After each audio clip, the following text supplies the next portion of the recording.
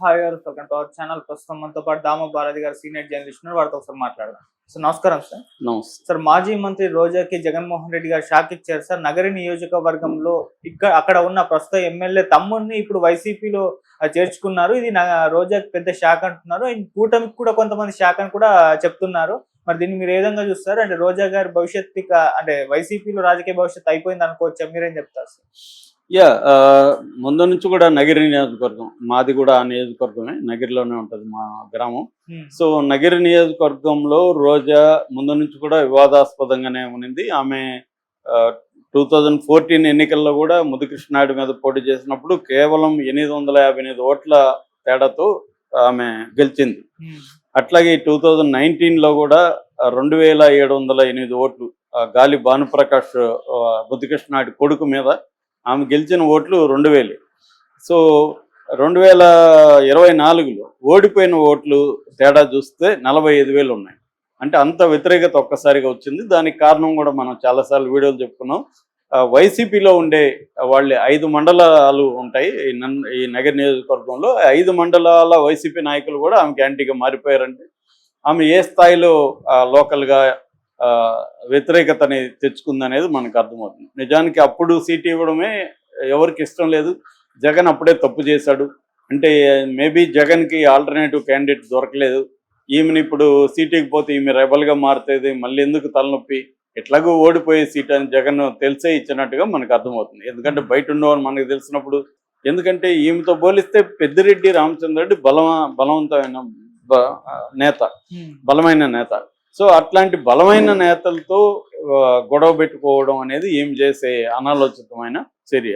అంటే చాలామంది ఏం చేస్తుంటారంటే వాళ్ళ ఒక మూర్ఖత్వమో లేకపోతే ఇగోనో లేకపోతే ఇంకోటో, ఫ్లెక్సిబిలిటీ అనేది రాజకీయాల్లో, పట్టు విడుపులు అనేది రాజకీయాల్లో కాదు లైఫ్లో ఎక్కడైనా కూడా అవసరం. నేను బట్టిన కుందేళ్ళకి లేదా మూడు కాళ్ళు అంటారు కదా, అలాగా కూర్చుంటే రాజకీయాల్లో పనులు కావు. సో ఈమెకి ఆ లక్షణం ఉన్నట్టు కనబడుతుంది. యాక్చువల్గా ఈమెకి ఏంటంటే ఈమె మామూలు ఫ్యామిలీ నుంచి ఒక సాధారణ ఆర్డినరీ మిడిల్ క్లాస్ ఫ్యామిలీ. వీళ్ళ నాన్న నాగరాజరెడ్డి, అమ్మ లలితారెడ్డి, తిరుపతి వీళ్ళది. సో అక్కడ ఈమె పద్మావతి మహిళా యూనివర్సిటీలో డిగ్రీ చదివింది. దాని తర్వాత హైదరాబాద్ షిఫ్ట్ అయ్యారు. హైదరాబాద్లో ఈమె ఫస్ట్ ప్రేమ సదస్సు అని, ప్రేమ తపస్సు 91లో రిలీజ్ అయింది రాజేంద్ర ప్రసాద్. దాంతో సినిమాలకు వచ్చింది. అక్కడి నుంచి ఆమె ఖచ్చితంగా ఆమె ఎదుగుదల ఖచ్చితంగా మెచ్చుకోదగింది. ఒక మామూలు దీంట్లో వచ్చిన మహిళ, ఎటువంటి బ్యాక్గ్రౌండ్ లేకుండా సినిమా రంగంలో నిలదొక్కొని ఇటు తమిళ్లో ఇటు తెలుగులో వెళ్ళడం అనేది ఖచ్చితంగా గ్రేట్. అక్కడి నుంచి ఆమె రాజకీయాలకి 98లో తెలుగుదేశంలో చేరి 2009 వరకు తెలుగు మహిళా అధ్యక్షురాలుగా అలాగా ఉన్నింది. ఫైర్ బ్రాండ్గా పేరు తెచ్చుకుంది. అక్కడి నుంచి తెలుగుదేశం నుంచి మళ్ళీ 2009 నుంచి 11 వరకు కాంగ్రెస్లో ఉన్నింది కొద్ది రోజులు. దాని తర్వాత జగన్ పార్టీ పెట్టినాక 2011 నుంచి జగన్ పార్టీలో ఇప్పటి వరకు ఉంది. జగన్ కూడా ఆమెకు సముచిత గౌరవం ఇచ్చాడు. 3 సార్లు నగిరిలో ఆయనకి సీట్ ఇస్తే 2 సార్లు ఈమె ఇందాక చెప్పిన పద్ధతిలో గెలిచింది, ఒకసారి ఓడిపోయింది. ఈ 3 శాఖలు ఆమెకి ఇచ్చారు. సో దాని తర్వాత మేజర్గా ఆమె నగరిలో ప్రాబ్లం ఏంటంటే ఆమె లోకల్గా ఉండి ప్రజల సమస్యలను పట్టించుకున్న పాపాన్ని ఎప్పుడు పోలే. అసలు ఎమ్మెల్యేగా ఉండి జబర్దస్త్ చేయడం ఏంటి, అదే అక్కడే నెగిటివిటీ వచ్చింది ఆమెకి. అసలు ఆమెకు జబర్దస్తి చేయడమే రాంగ్. ఆమె ఎందుకు జబర్దస్త్ అని కాదు, నేను దాని ప్రోగ్రామ్ మంచి చెడ్డల గురించి మాట్లాడట్లేదు. ఏదైనా ఒక ఎమ్మెల్యేగా నీకు ఎందుకు ఎమ్మెల్యేగా ఇచ్చారు, ప్రజల సమస్యలు పట్టించుకోమని. ఇవాళ రాజకీయాల్లో 24 గంటలు సరిపోవు, అన్ని సమస్యలు ఉంటాయి. నువ్వు 24 అవర్స్ హైదరాబాద్లో కూర్చొని ఇక్కడ జబర్దస్త్ అని అదని ఇదని ఈటీవీకి అంకితం అయిపోయి ఇక్కడ పనిచేస్తూ ఉంటే అక్కడ ఎవరు సమస్యలు పట్టించుకోవాలి? అది కూడా ఈమె గెలవడానికి కారణం ఈమె కంటే కూడా ఆర్కే సెలవుమని. ఎందుకంటే ఆయనది దగ్గరలోని చెంగల్పట్టు. నగిరి నియోజకవర్గంలో ప్రధానంగా ఏంటంటే నేత పని వాళ్ళ సమూహాలు ఎక్కువ ఉంటాయన్నమాట. ఆయన కూడా ఆ కులానికి సంబంధించిన వ్యక్తి. ఎవరు వీళ్ళ భర్త. ఆయన అక్కడే కూర్చొని వాళ్ళ సమస్యల్ని సాల్వ్ చేయడం, వాళ్ళ వినడం రోజు ఆయన ఆర్గనైజ్ చేయగలిగాడు కాబట్టి. ఎందుకంటే బైలింగ్వల్ పాపులేషన్ ఎక్కువ ఉంటుంది, తమిళ తెలుగు పాపులేషన్ నగర నియోజకవర్గంలో ఎక్కువ ఉంటుంది. ఆయన తమిళ తెలుగు ఆయన కూడా బైలింగ్వల్. చెంగల్పట్టు కూడా అదే పరిస్థితి. కాబట్టి ఆయన ఐడెంటిఫై కులము ఆయన ఐడెంటిఫై అయ్యాడు. ఆయన కూర్చొని చేయడం వల్లనే ఈ మాత్రం ఈమెకి వచ్చింది తప్ప అంటే మనకేందంటే మనకు కొన్ని క్వాలిటీస్ వల్ల మనం పైకి వస్తాం.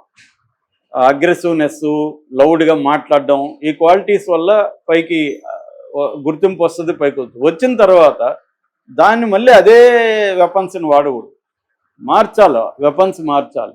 అది ఈమె చేయలేదు. అదే వెపన్స్ వాడడం, అందరితో దురుసుగా మాట్లాడడం. రాజకీయాల్లో ఏంటంటే మనం అనుకున్నట్టు ఉండదు, అనేక డైనమిక్స్ పనిచేస్తుంటాయి. ఆ డైనమిక్స్లో ఇమడాలి మనిషి. ఇమిడి ఎక్కడ తగ్గాలి అక్కడ తగ్గాలి, ఎక్కడ చూపించాలో అది చూపించాలి.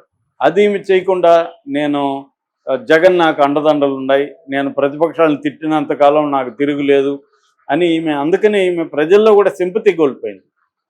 అంటే ప్రత్యర్థుల్ని అతి నీచంగా మాట్లాడడంలో నెంబర్ 1లో, నెంబర్ 2లో ఆ ప్లేస్లోకి వెళ్ళిపోయి, దానివల్ల కామన్గా పరిశీలించారు.